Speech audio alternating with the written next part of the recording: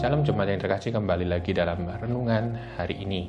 Saya ingin membacakan dari Amsal 11 ayat 14 yang berkata demikian, "Jikalau tidak ada pimpinan, jatuhlah bangsa, tetapi jikalau penasihat banyak, keselamatan ada."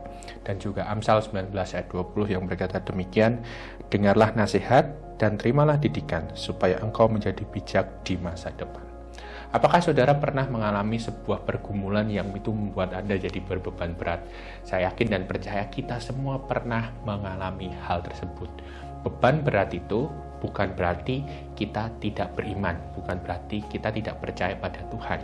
Karena memang yang namanya pergumulan pasti datang dan pergi. Yang jadi masalah adalah setiap orang percaya bisa saja melangkah dengan tidak tepat untuk menyelesaikan pergumulan tersebut. Salah satunya adalah kita tidak dapat mengetahui isunya dengan benar, dengan clear. Karena kita sudah tercenderung bingung, pusing, ruwet, dan bahkan nggak ngerti harus diapain pergumulan tersebut.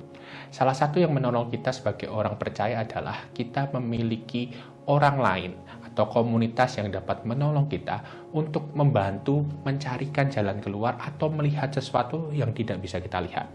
Blind spot, itu yang sering dikatakan orang. Saat kita punya seseorang yang lain, maka dia bisa memberikan kita nasihat, dia bisa berikan kita didikan, dia bisa memberikan kita arahan supaya kita tidak jatuh. Seperti Amsal yang kita baca tadi, bahwa setiap hal kita perlu orang lain.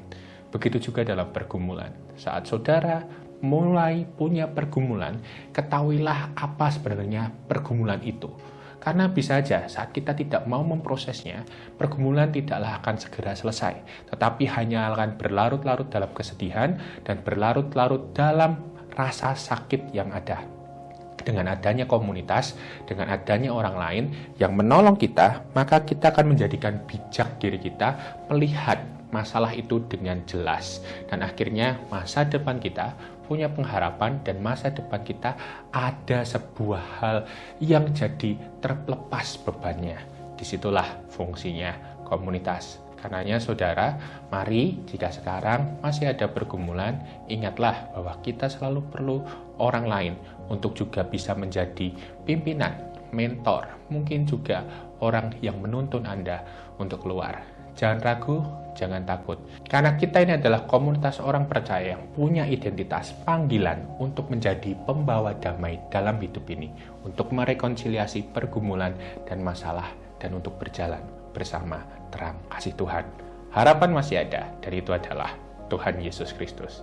Izinkan saya untuk berdoa untuk saudara sekalian. Mari kita berdoa. Kami bersyukur hari ini Tuhan ingatkan bahwa kami perlu juga menilik suatu pergumulan dengan jelas. Bukan sekedar merasakan ketidaknyamanannya, tetapi melihat dengan terang kasih Tuhan apa pergumulan tersebut. Kami bersyukur kalau di sekitaran kami ada orang-orang yang Tuhan kirim untuk boleh menuntun kami melihatnya. Bantu kami Tuhan untuk dapat berjalan bersama satu sama lain sebagai panggilan kami ini Tuhan untuk pembawa-pembawa damai di dalam kehidupan kami sehari-hari. Kiranya anugerah damai sejahtera Tuhan melingkupi kami untuk boleh keluar dan juga terbebas ya Tuhan dari beratnya pergumulan karena adanya kelegaan yang Tuhan beri. Di dalam nama-Mu kami bersyukur. Amin. Tuhan memberkati.